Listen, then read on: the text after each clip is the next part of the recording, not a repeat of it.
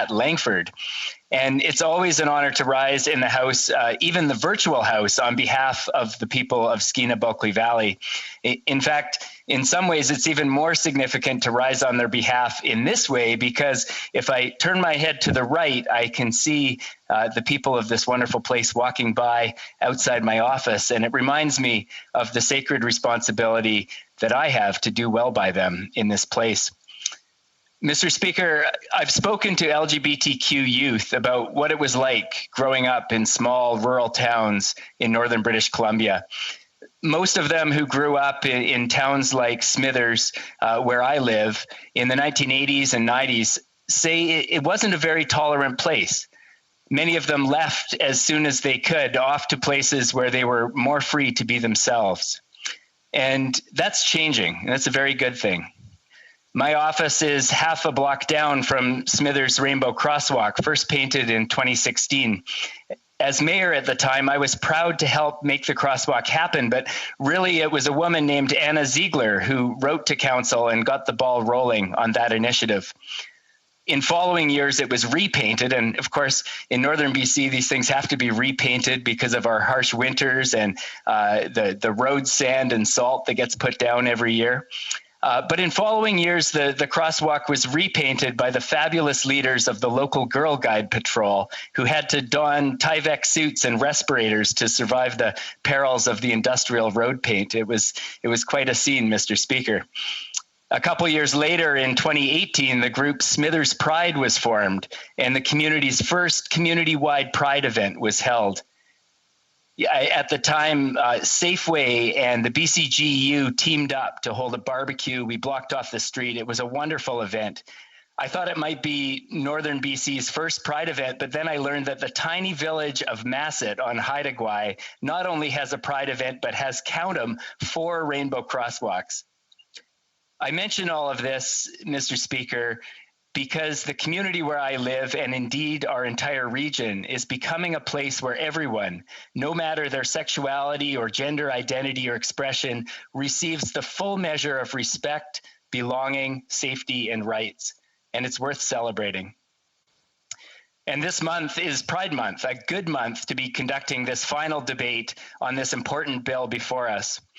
Before I talk about the bill itself, I want to recognize some of the folks who have been leading the way when it comes to making my home community a more inclusive place, especially Perry Rath, who's a teacher at Smithers Secondary School, and along with Brianna Van Donseler, Sophie Peridot, and Sarah Payne.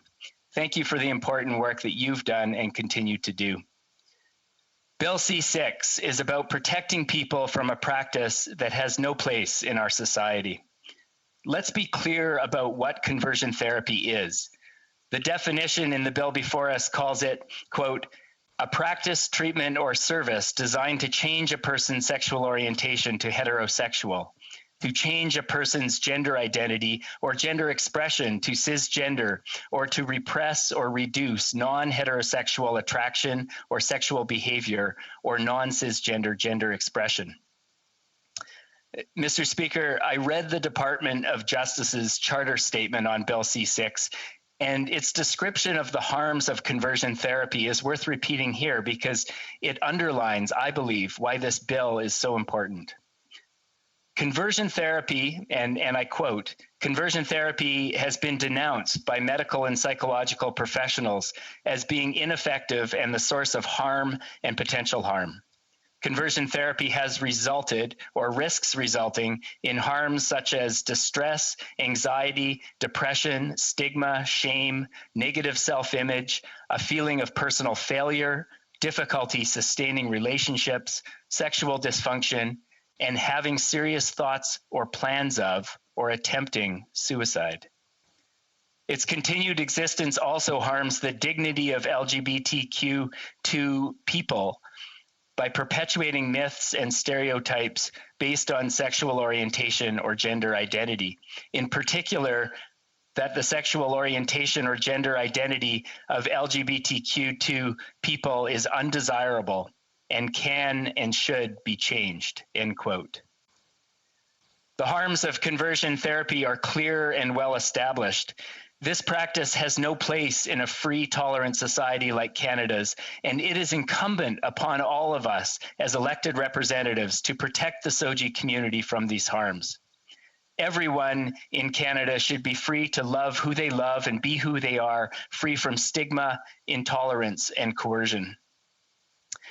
Bill C6 bans the following: causing an individual to undergo conversion therapy against their will, causing a child to undergo conversion therapy, removing a child from Canada to undergo conversion therapy abroad, receiving a financial or other material benefit from the provision of conversion therapy, and finally, advertising an offer to provide conversion therapy.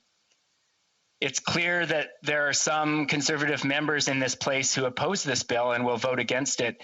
And to be clear, I have met with constituents of mine who have deep misgivings. Most of these misgivings purport to be based on the notion that conversations or counsel between parents and children or between pastors and those they counsel could be wrongly caught up in this bill's provisions. And these are fair considerations for us to discuss in the debate on this legislation. I do note that the Justice Committee has addressed this by adding a for greater certainty clause that highlights what the definition of conversion therapy does not include, namely, quote, a practice, treatment, or service that relates to the exploration and development of an integrated personal identity without favoring any particular sexual orientation, gender identity, or gender expression, end quote. I believe this should provide some peace of mind as we move forward. There are two other important amendments I'll note here.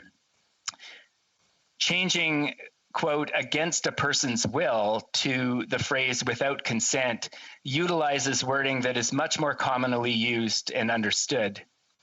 And importantly, broadening the scope of the definition of conversion therapy to include gender identity and gender expression not only makes it consistent with the language used in other legal protections, but allows it to address new forms of conversion therapy. I want to end my remarks today by acknowledging the member for Esquimalt-Saanich-Sooke, whose work on this bill has been exemplary and who sadly has been the target of harassment and online hate for his work. He is a champion for the rights of the SOGI community, and his work in this place is creating a legacy of safety, inclusion, and protection of fundamental rights. Thank you. So, Mr. Speaker, we have a decent bill that moves us forward as a country, and I believe we should make it a law. Thank you. I thought the honourable member was finished, and while I was standing, we probably didn't get that last sentence, so I'm going to go back to the honourable member for Skeena-Bulkley Valley just to wrap that up, and then we'll go to questions and comments. The honourable member.